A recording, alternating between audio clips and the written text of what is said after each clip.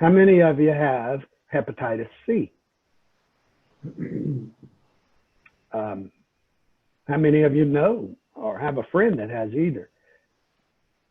I don't want to disclose that this morning or discuss it with a bunch of strangers, and I don't know why anybody else would. So why would anybody want to do it here between foot cream and moisturizer and mascara?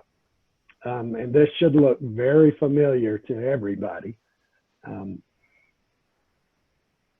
because that is the norm. Now, there is an alternative to this. This probably is familiar as well. Call centers where we've all experienced that joy.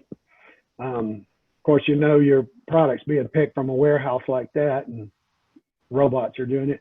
You know, and that might be all right for a beach read or something else. But when we're talking about life-sustaining and life-saving medicines, this can be very frustrating. Anybody that's ever experienced a situation with complex medicines knows that this is easy to get lost in and easy to stay lost. Now, how about this? This is us. I'm coming to you from this office. When we started this company, we threw out everything we hated about pharmacy that we had experienced in our careers and only kept what we wanted and only added what we wanted. And that was a place to bring a patient's anxiety down rather than make it worse. We hope that even seeing this makes you feel better already. It's private, it's comfortable, and it's a safe place to talk about things like HIV and Hep C and viral loads and difficult side effects and on and on. This is who we are. I'm Jay Worthington and Jay Graessle, so it's the two J's, and we use that to great effect. As Jay says, old Jay and young Jay.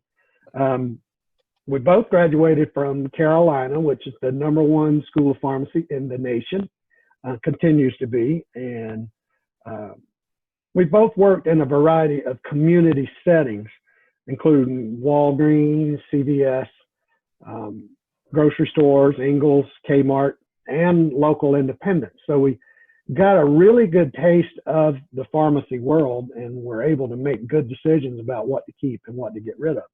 Now, this is real simple what we are. We're a pharmacy. We're a regular pharmacy like you would see anywhere else in terms of filling prescriptions. But you saw in that earlier slide, we don't have a front end. So we're not concerned with that. We kid about it and say, who's staffing 1 hour pharmacy today? Or have you got the greeting cards out? Any of that crap. We don't do, because we want to practice pharmacy like we were trained. We focus on specialty medicines. Now, specialty medicines don't really have a legal definition, but by convention, they are medicines that are at least $600 to $800 a month, and are for very complex diseases like viral hepatitis, like HIV, like cancer, transplants, cystic fibrosis, MS, etc. They also include orphan drugs and what we call limited distribution drugs. We're an accredited pharmacy. We didn't know any better when we started this company, and what we have here is 6 years of planning to get to this morning. But when we opened the doors January 1st, 2019, we didn't have any better sense than to go ahead and get accredited. And that helped us tremendously set up our structure and our processes. Now, you'll be tested on this later. Of course, I'm kidding. This is one profit channel that we use. And I wanted to show it to show you how convoluted specialty pharmacy can be. And this is just one channel that we became very good at very early and started to make a priority of where we get patients.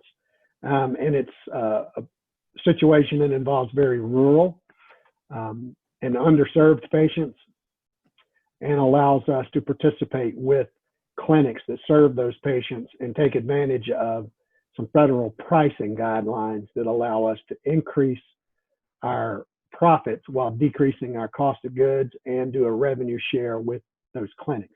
I don't want to get bogged down in that because that can turn into a real rabbit hole, but it's proved quite good.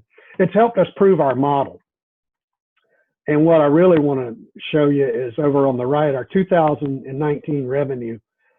We did $122 our first month we were open, and we ended the year with almost $900,000 in sales. So in September, our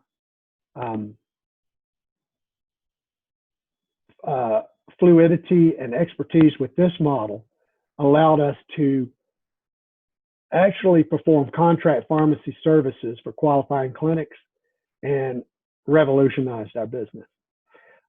First quarter of the year, I actually have not updated this slide. First quarter of the year, we did $900,000, and we've actually crossed the $2 million mark in revenues, and all of that is since September.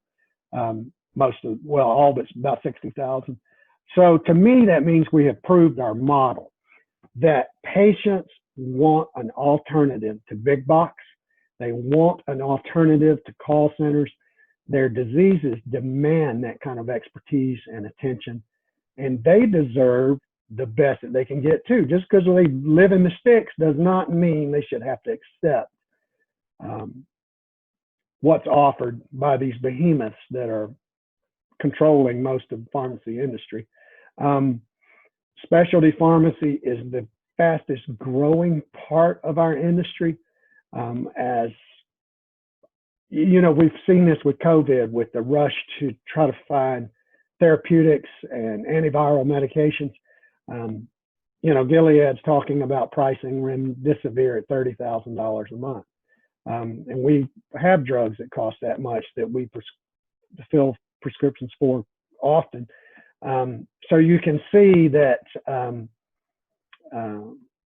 this part of pharmacy is really growing.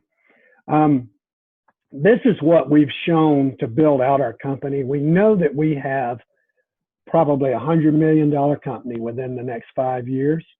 And we want to expand into about 8 states. Down at the bottom, you'll see expand footprint and capacity. URAC is our second accreditation, and when we get that, we are going to be able to participate in all networks in the nation. We're going to pursue a 50-state licensure process, not to do business in all 50 states. I don't see us doing business in Alaska, but to be able to be included in networks, and that gives us access to limited distribution drugs, more manufacturers, and more patients. We have hired an oncology pharmacist that will start October 1st. We're proceeding pretty slowly. We wait until we have the right expertise before we open up a new disease state. And we've got great expectations for the oral cancer drug market. And then we'll hire an insurance specialist later in the year that will spend all of their time working on getting the drugs paid for, getting access and affordability for patients. So we've had a good relationship with our bank, and we have made some significant investments this year. I learned what SaaS was, and I also learned to stop calling it SaaS. And we've made a big infrastructure investment in a data platform that opens up a lot of doors to manufacturers and limited distribution drugs that just expand our portfolio and reach even further. But that's who we are in a nutshell. And we are licensed in North Carolina, and we're starting to pick up patients closer to you guys. And we're also licensed in Tennessee, so we go over the mountains. And we're going to move into Georgia next, I think, and then South Carolina and Florida. So thank you for listening to me. And I want to see if you got some questions. Yeah, thank you. I'll start first.